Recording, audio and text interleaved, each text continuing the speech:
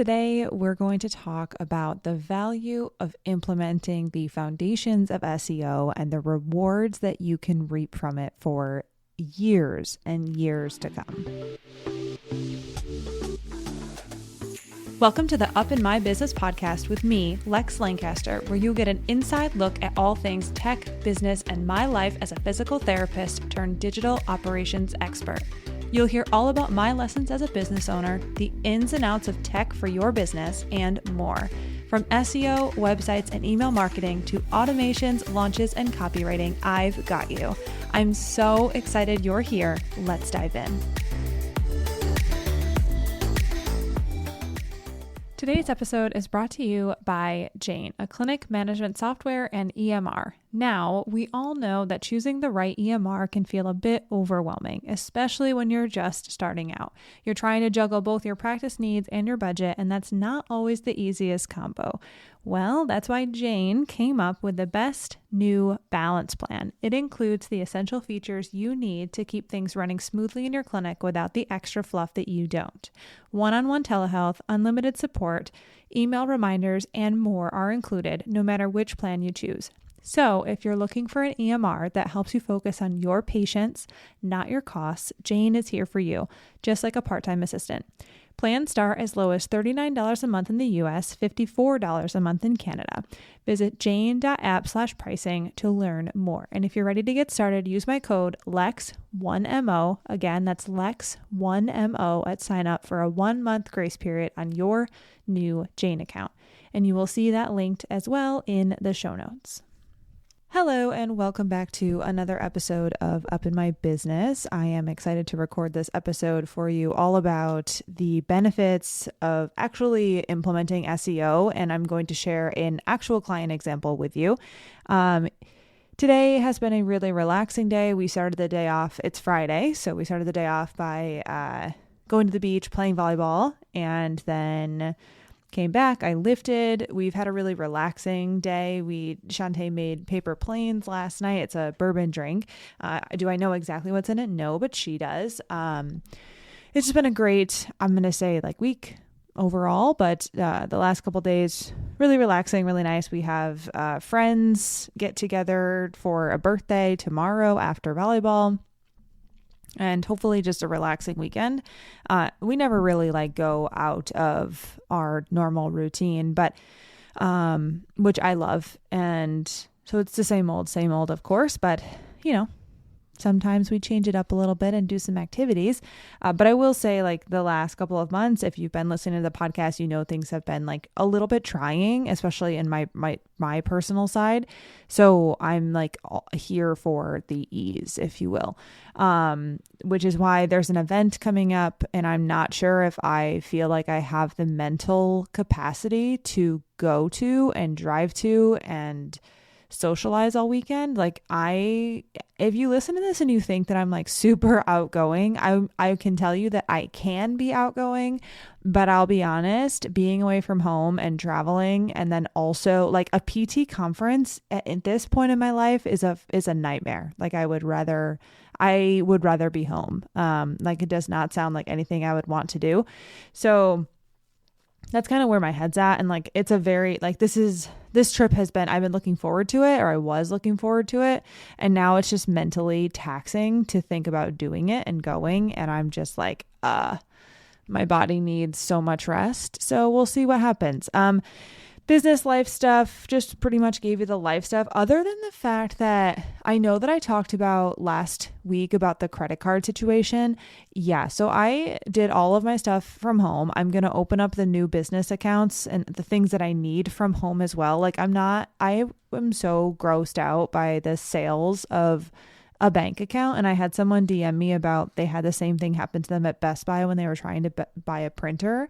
And all of a sudden they were trying to be sold into all this stuff. And she walked away. And I was like, yeah, this is stupid. Stop selling me on things. This is also why I have a hard time with dentists, because every single dentist I've ever been to, I should not say that.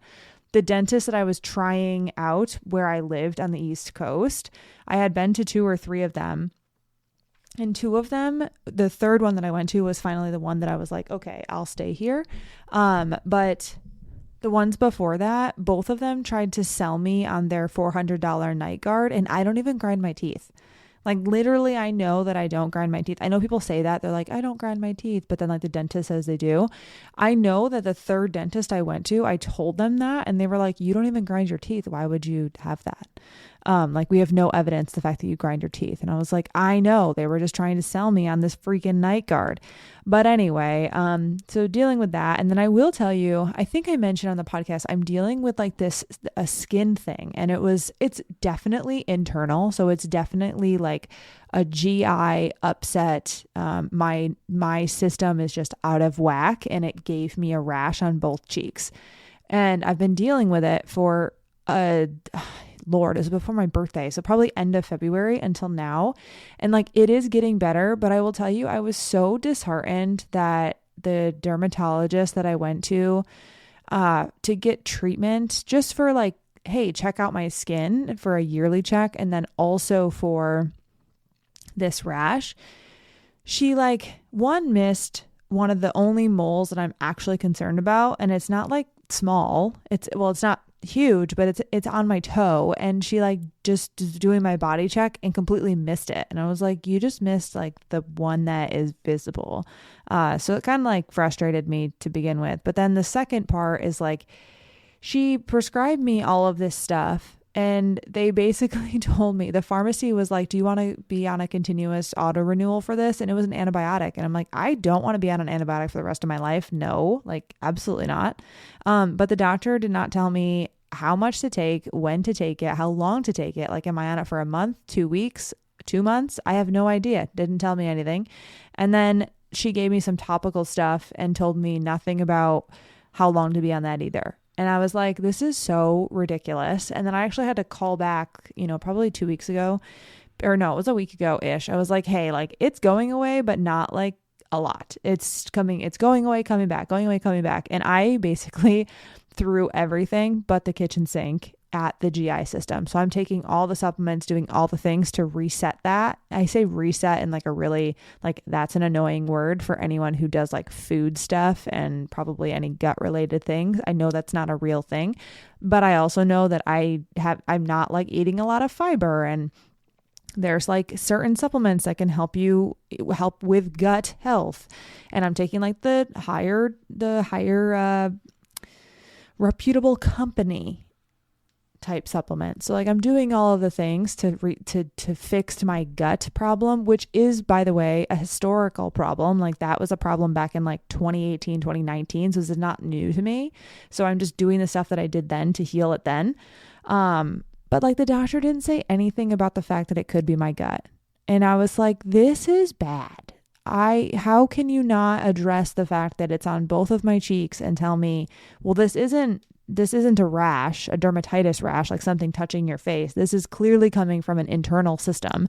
You should probably do X, Y, and Z. Instead, it was, here's an antibiotic, here are 2 topicals. And I'm just frustrated. I'm saying this to you because I know people have had this experience before as well, but I just don't want to go to the doctor ever. And I paid out of pocket because, I want good healthcare, and I also just know my insurance doesn't, like if I were to go to a dermatologist, my insurance covers, I'd be waiting for 8 months. So yeah, like it's frustrating. But anyway, business wise, really the biggest thing I have to say, and the email went out today to my SEO School family. I decided to pause access on my Facebook community for SEO School because when you start a course, you always want a community aspect, or a lot of times you want a community aspect. And in my mind, when you're learning material about SEO, in my mind, the way I thought it would play out would be I'd have a community where it was like everyone asks each other, helps each other. And while that does happen, the material that I'm teaching, really lends itself to needing my direct help. And so what that turns into is lifetime access to the Facebook community to ask questions. It turns into someone goes through the course, 2 years after they bought it, and they have a ton of questions and they put it in the Facebook group. And this is what I planned for in the beginning. But now that the group is up to 250 people, I was struggling to get back to the Facebook group, and I did have a little bit of saltiness around it. And like, that's just me being honest, because I want to be able to get back to people quickly.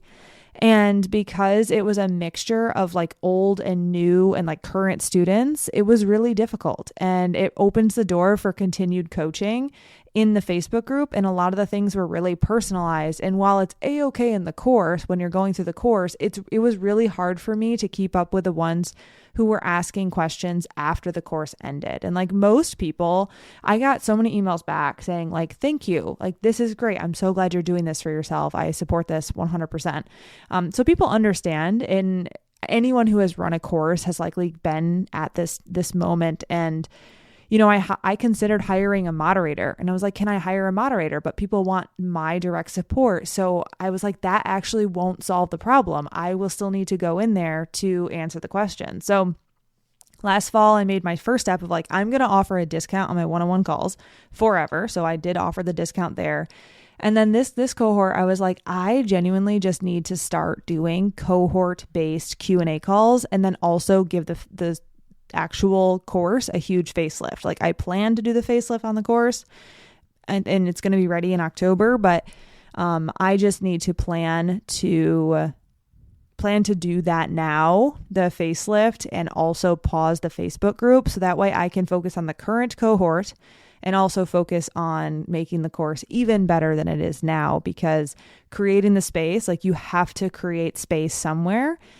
And I want sustainability, and it just wasn't feeling sustainable anymore. So just saying this to you, because if you have a community like this and you know that it's your direct support that folks are wanting, at some point it might feel like it is too much for you to handle. And if hiring a moderator is not the answer, then you really do have to lean into the fact that it may not be sustainable to keep the Q&A call group going perpetually. Instead, you have Q&As during the course, and then that ends. And I was in a course that did this as well, and I was on the outskirts of someone else going through this process too.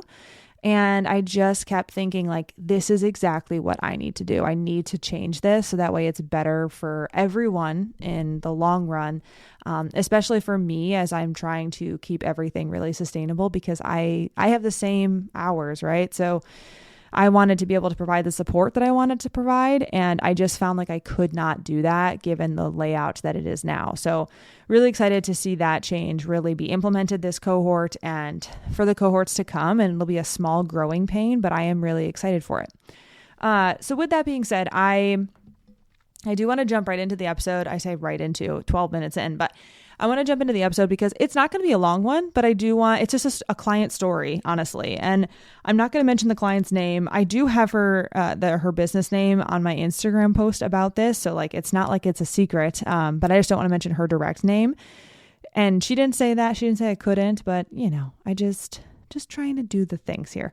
And what I'm going to talk about is the value of doing SEO work when you're a business owner. And there are two people I'm going to talk about. The one I talked about on Instagram already. The other one I talked about a decent chunk of time ago, but they serve two different purposes. So the first person I want to talk about and they are both SEO School students. So both were SEO School students for, I believe it was, one person was 2 years ago and one was 1.5 years ago.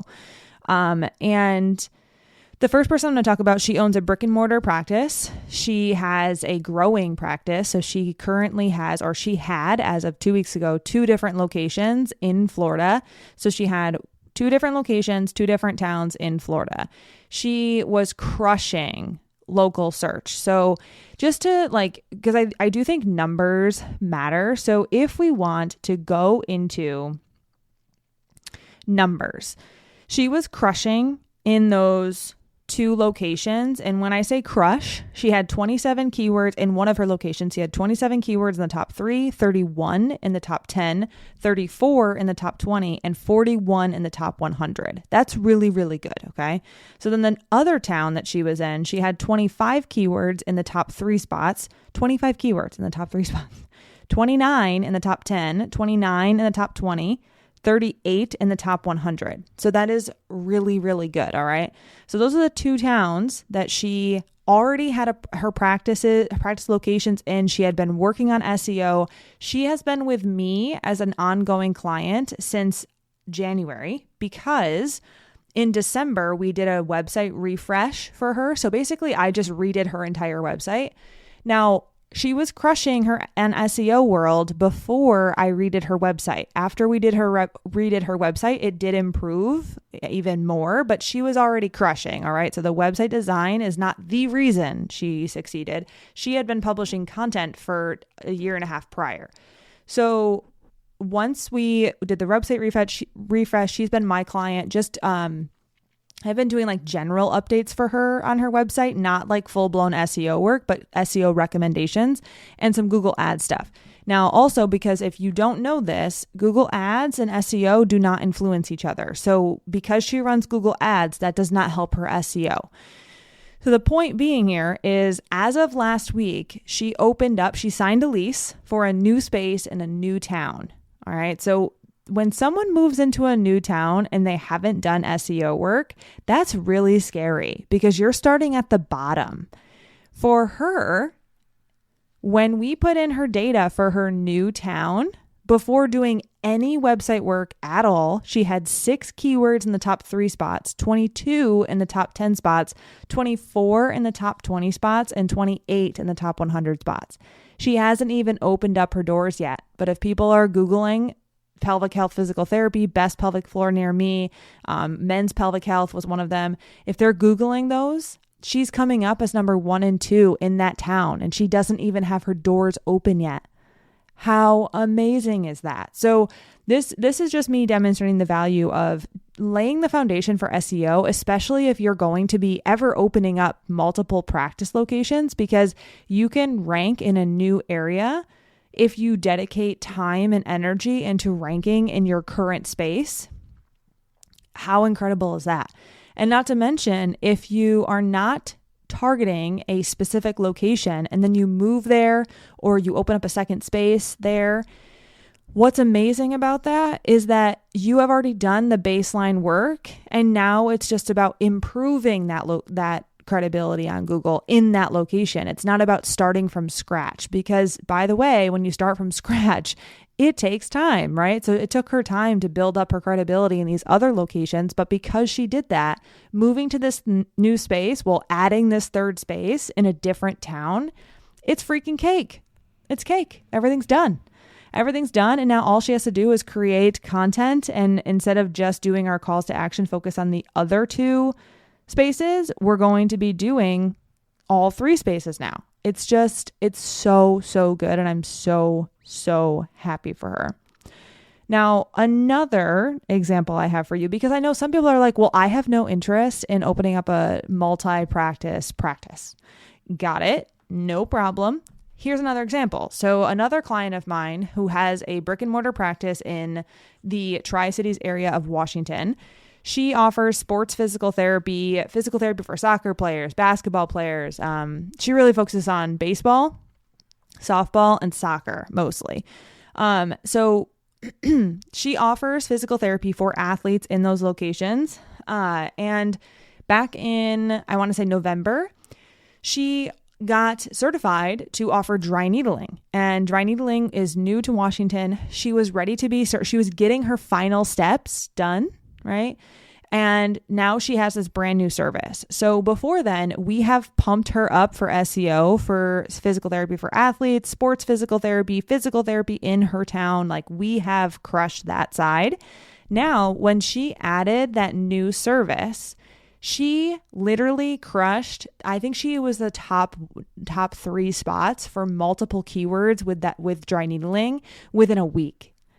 I can't remember exactly, but I know looking at it, she immediately shot to the top of the search results because she already had that credibility on Google.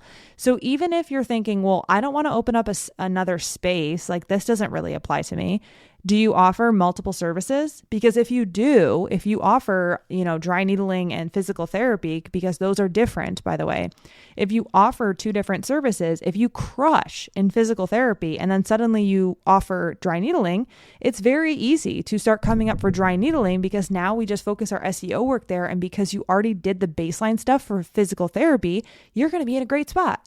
Now, another example, if you offer physical therapy and then suddenly you bring on a pelvic health physical therapist, which this happened to another client of mine. She offers physical therapy, sports physical therapy for CrossFit athletes, and she brought on a pelvic health physical therapist. Once she brought on a pelvic health physical therapist, she wanted to start coming up for pelvic health physical therapy, right? Of course. So we changed her strategy to come up for pelvic health physical therapy, but because we've already done the baseline work for physical therapy, coming up for pelvic was easy. It was easy. So we gave her a very specific strategy. Here's what you're going to do. Here's what you're going to add. We're going to write about this specific thing. And then she locked in results for pelvic health physical therapy. I don't want to use the word easy because nothing is ever really easy, and easy is very, person to person dependent. It's a very subjective type experience, but it was not starting from scratch because she laid the foundation. And that's the coolest thing about SEO is that once you do the work and you lay the foundation, you know what you're doing, you can just tailor that strategy as you grow or as you add new services or as you just literally keep on trucking, because SEO also just works for the long term. So it's not like you have to, I think people get intimidated because they're like, oh, I have to do all these things like every single week. Like, no, you don't. My most successful clients publish 2 blogs a month and in a very specific way. Yes. Like they're not just chucking up whatever they feel like talking about. It's done in a very strategic way.